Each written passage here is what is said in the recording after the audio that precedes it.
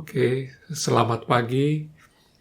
Senang bisa jumpa lagi dalam ocehan di akhir petang dengan tajuk Gurun Kehidupan.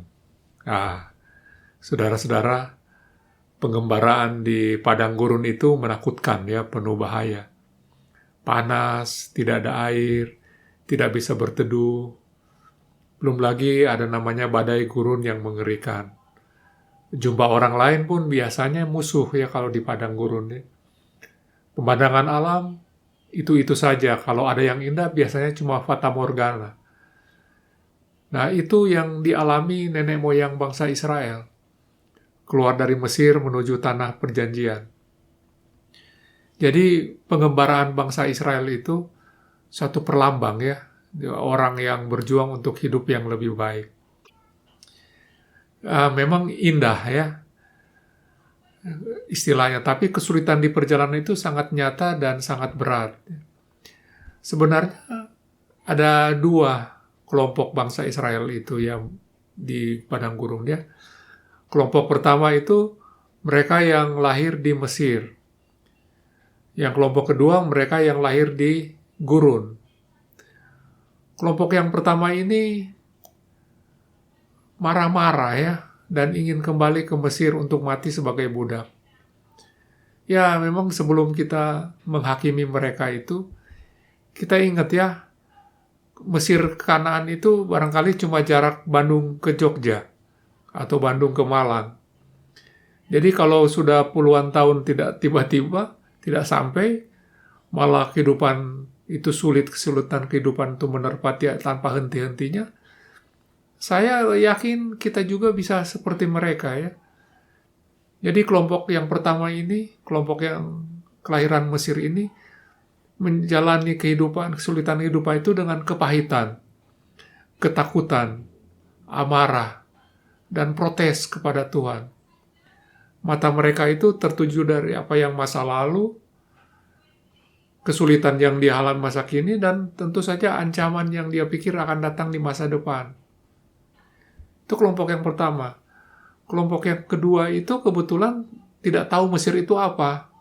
Karena lahir-lahir ya mereka sudah di padang gurun, bukan? Jadi mereka itu biasanya lebih tangguh, lebih terlatih, dan hidup mereka itu tertanam pada satu cita-cita, tanah perjanjian. Mereka fokus, mata mereka itu tertuju pada tanah perjanjian yang ada di depan mereka. Maka mereka itu dengan perkasa ya, menembus sungai Yordan itu, merebut Kanaan, serta Yeriko ya. Jadi dalam menghadapi kesulitan kehidupan itu ya jelas sifat kelompok gurun ini masih lebih baik daripada kelompok Mesir ya. Tapi pagi ini saya ingin bilang ada sikap yang terbaik justru datang dari seorang yang bernama Musa. Musa itu ya. Siapa Musa ini? Bagi saya Musa ini manusia yang membuat pilihan-pilihan dalam hidupnya itu ya. Dan dalam keadaan yang kritis, dia memilih menurut apa yang kata hatinya yang terdalam, bukan apa kata orang. Ada dua hal yang menonjol ya, yang jelas dalam jati diri, dalam hati Musa itu ya. Pertama, setelah dia berjumpa Tuhan di semak bernyala itu, dia tahu bahwa hidup ini tidak ada artinya itu tanpa hidup bergaul dengan Tuhan. Jadi hidup ini nggak ada arti tanpa bergaul dengan Tuhan. Itu yang jelas sekali dalam hatinya ya, yang pertama. Yang kedua yang barangkali kita simpulkan juga, dia itu mencintai bangsa ini habis-habisan. Sehingga hidupnya itu dia dedikasikannya untuk mengantarkan bangsa ini mencapai impian mereka, cita-cita mereka, tanah perjanjian itu. Saudara-saudara, yaitu bagi Musa, perjalanan di gurun ini sangat worth it lah istilah kita ya. Bagian terbaik dalam hidupnya. Jadi, dia ada 40 tahun di Mesir, 40 tahun di Midian, dan ini 40 tahun orang bilang di gurun. Bagi dia enggak. Ini 40 tahun saya bergaul dengan Tuhan. yang mengasihi Tuhan. Dan 40 tahun itu dia habiskan untuk mengurus orang-orang yang amat dia kasihi, untuk mencapai mimpi mereka, impian mereka. Jadi, hidup bersama Tuhan dan mengurus yang dikasihi. Sedangkan padang gurun itu, ya settingnya aja, panggungnya saja. Jadi saudara-saudara, menurut saya ini sikap yang terbaik sebetulnya ya. Memang kita bisa hidup ya, meratapi kesusahan hidup seperti anak-anak Mesir itu ya. Dan tidak keliru juga, tidak salah, memang benar susah. Atau kalau kita milih seperti mereka kan ujungnya kita gagal mencapai impian kita ya. Tidak berhasil mencapai Kanaan. Atau kita hidup penuh gairah. Mengejar cita-cita seperti anak gurun ya. Yang akhirnya sukses menembus sungai Yordan itu. Tapi saya mengusulkan kita memilih yang ketiga seperti Musa ya.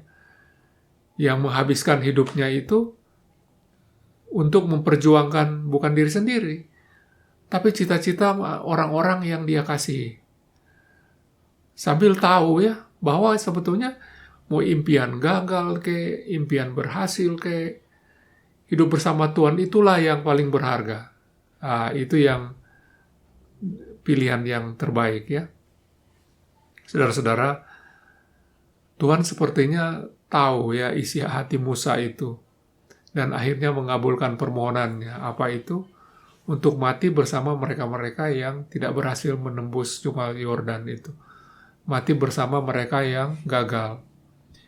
Jadi, di akhir hidupnya, ia sepertinya ya, memilih ya, untuk tidak meninggalkan anak-anak Mesir. Dan dia memilih mati bersama mereka yang gagal mencapai tujuan mimpian hidup mereka. Karena waktu Tuhan memutuskan dia tidak bisa masuk, dia tidak berontak. Biasanya kalau dia menurut kata hati itu, dia akan bilang tidak ya. Itu Musa kan seperti itu. Tapi saat itu dia diam saja ya. Dan Allah begitu menghargai ya Musa itu ya. Sampai Tuhan sendiri yang datang menjemput Musa ya pada saat dia wafat ya. Kemudian memperlihatkan pada Musa bagaimana generasi mereka yang berikutnya dipimpin Yosua dan Kaleb itu, anak-anak gurun itu, mampu menembus sungai Yordan, merebut Kanaan, serta Yeriko mencapai tujuan mereka, hidup mereka. Asik ya. Selamat menjalani kehidupan di gurun kehidupan kita ya. Selamat berjuang ya, bukan untuk diri sendiri, tapi untuk orang-orang yang kita kasihi ya. Dan selamat hidup bergaul dengan Tuhan sepanjang masa. Tuhan memberkati.